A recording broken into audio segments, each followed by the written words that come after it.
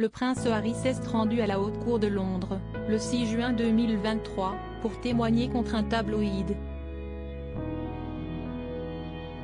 Il est notamment revenu sur sa brouille avec Paul Burrell, l'ancien majordome de sa maman. Voir le prince Harry sortir de ses gonds. Voilà qui n'étonne plus grand monde, depuis qu'il a vidé son sac à la fois dans un documentaire Netflix et dans une longue biographie aux détails très multiples. Mais il n'y a pas que dans les pages du livre Le Suppléant que le duc de Sussex tire à balles réelles. L'époux de Meghan Markle s'est rendu à la Haute Cour de Londres, le 6 juin 2023, pour témoigner contre un tabloïd accusé de piratage de messagerie téléphonique, le Daily Mirror. Si est-il la première apparition d'un membre de la famille royale à la barre en plus d'un siècle. À bien des niveaux, l'intervention du prince Harry était très attendue. En témoignant contre le fameux média, le souverain est revenu sur de vieilles rumeurs qui accusaient Lady Diana d'avoir eu une aventure avec James Hewitt,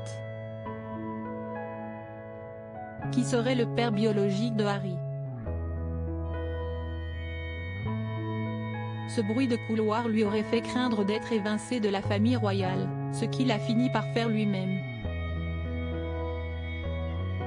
Il a également pris pour cible Paul Burrell, ancien valet de chambre de la reine Elisabeth depuis majordome de Lady Diana, qui avait sorti un livre controversé sur la princesse des cœurs.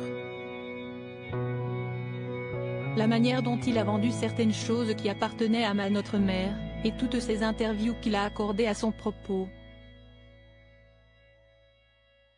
Nous pensons fermement qu'elle aurait voulu un peu d'intimité autour de sa mort, surtout de la part de quelqu'un en qui elle avait confiance, a expliqué le prince Harry. La manière dont il s'est comporté nous a beaucoup contrariés. Je n'ai même pas eu envie d'entendre ses justifications. Dans son témoignage, le prince Harry est revenu sur un terme qu'il aurait utilisé à l'encontre de Paul Burrell, le traitant de merde hypocrite, selon les informations d'un article de People datant de décembre 2003.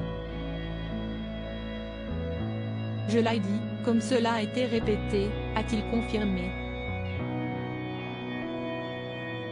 Je pense que cela a pu provenir d'un message vocal que j'ai laissé sur un répondeur.